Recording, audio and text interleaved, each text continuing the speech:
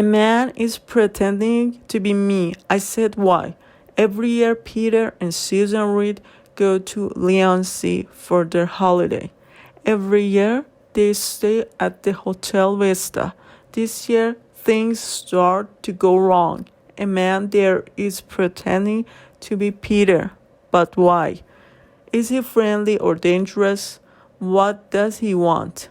Will this, their 13th visit to Leigh, be their last visit? Paul Stewart lives with his family in Brighton and writes books for children and young people. He has one son, his name is Joseph, and one daughter, her name is Anna.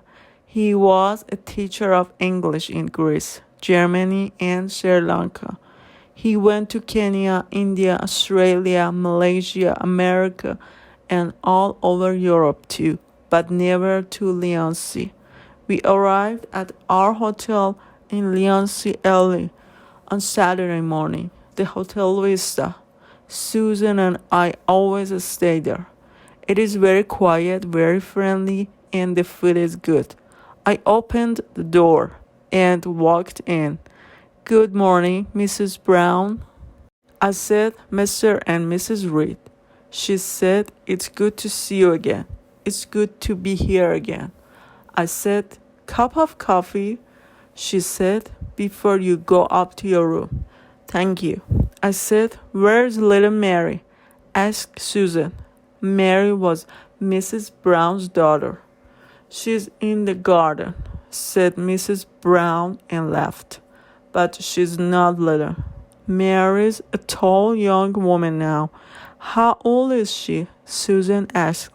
15, said Mrs. Brown. 15? I said, time goes quickly. I know, said Mrs. Brown. Now coffee, before I forget again. She walked to the kitchen. Susan looked at me. I love it here, Peter, she said. I know, I said. When did we first meet? She asked. 11 years ago? 12? Wrong, I said.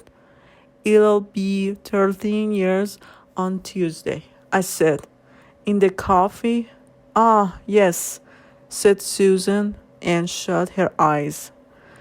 The door opened, and Mary Brown looked in. She was tall. Hello, she said to Susan, and hello again, she said to me again. I said yes. Don't you remember yesterday you said hello in the bank? Oh, yes, I said, and pretended to remember. That was you. Mary smiled. I'll see you later, she said. Goodbye. Goodbye, we said. She shut the door. Susan turned to me. Why did you pretend? She asked me. I don't know, I said. The sun was hot. In the afternoon, after lunch, Susan and I walked down to the sea. We swam. The water was cold. After that, we walked across to Corner's Coffee House. It was a small, quiet cafe near the sea. The cafe. The place Susan and I first met. We went back there every year. I opened the door and looked in. John Corner smiled. Hello again, he said to me. It was our 4th night at the Hotel Vista. We were at a table in the restaurant, but I did not want to eat. I was afraid, very afraid. Things were not right in Leigh. On Saturday, it was the old man in the newspaper shop. On Monday, the man in the bank and the woman in the cinema. Yesterday, the girl in the shoe shop. And this afternoon, the woman in the Italian restaurant. All of them smiled at me and said hello again. A man is pretending to be me. I said, why? I don't know, said Susan. But it's not important. We are not important, I shouted. I think it is. I I'm going to the police. No, said Susan. They'll laugh at you. We'll find the man. Leon isn't very big. It'll be easy. I looked down. I didn't want to meet the man. Susan looked into my eyes. She took my hand. I'm afraid too, she said. Later that evening, we walked down to the sea. The sun was red and yellow. The water was light blue. Today is an important day, said Susan. Important? I said. 13 years. She said, you and me. Did you forget? Yes, I forgot. I said quietly. Do you love me? Susan asked. Oh, yes, I said, and turned to her. Good, she said. I love you too. We kissed, and for the first time on our holiday, I was happy. Suddenly, Susan moved back. Look, she was right. It is him, at the cafe. She was right. There was a man with a big nose and black hair. He shut the cafe door and turned right. At the cinema, he turned right again and walked quickly away. Run, said Susan. We don't want to lose him. We arrived at the cinema and looked down the road. Where is he? I said. There, said Susan. I saw him turn left at the bank. Quickly, I shouted. We ran across the road after the man. Don't go, I shouted. But he didn't hear me. We ran to the bank. There, we stopped.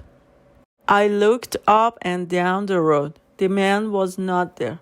Where is he? I said. I don't know, said Susan. But we'll see him again. I know we will. Come on, she said. We'll have a drink at the hotel. We walked back to the Hotel Vista slowly. Susan looked in the cafes and restaurants, but she didn't see the man again, luckily. Perhaps we'll never see him again.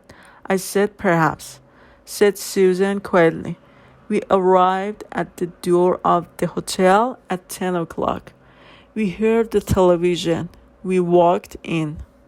We saw Mrs. Brown, but she didn't see us. I smiled, sleeping. I said. I walked over to the bed. On it, face down, was a photograph.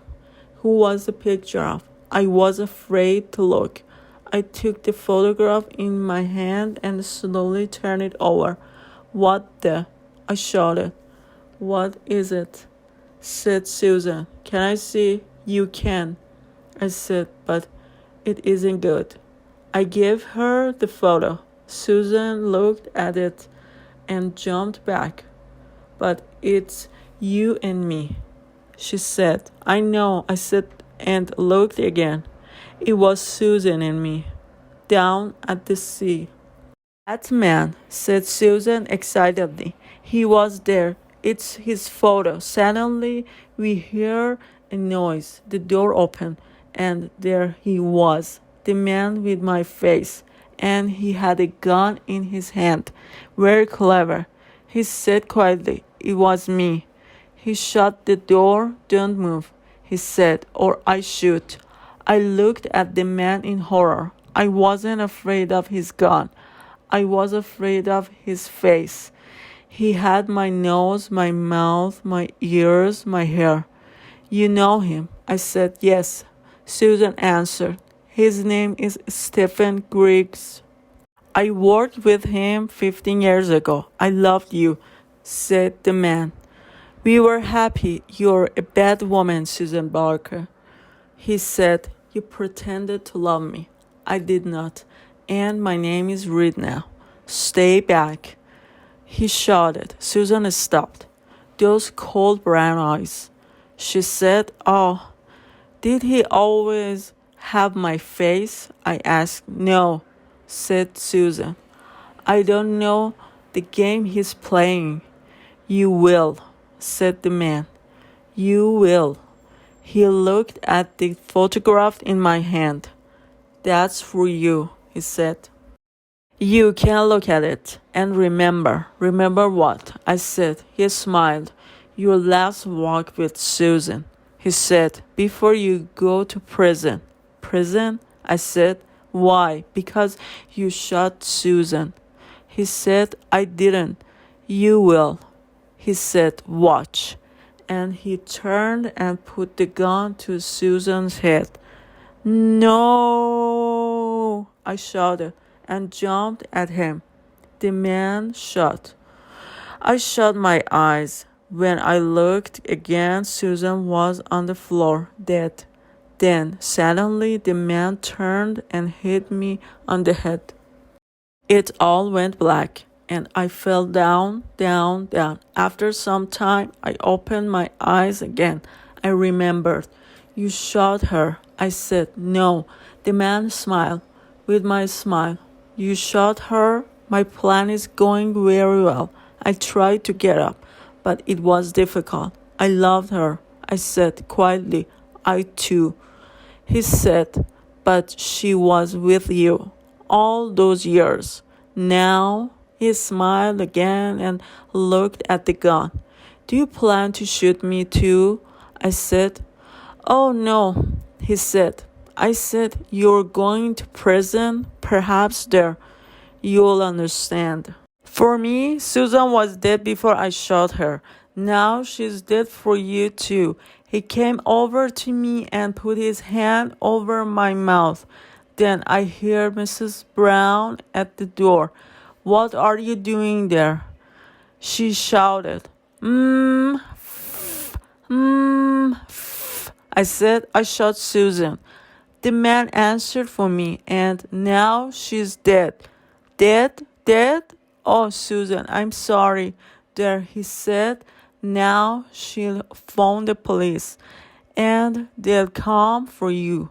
He walked over to the window and looked out. Remember, I said, you've got my face too. Not for long, he said. In horror, I watched him slowly take the mask from his face. Now there is only one Peter Reed again. You. But, oh, one more thing.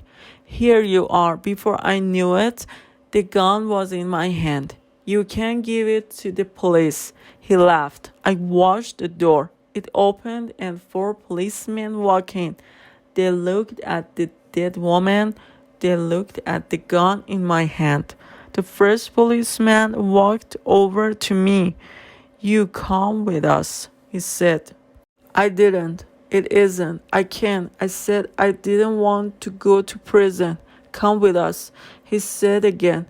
You can talk later. We've got all night.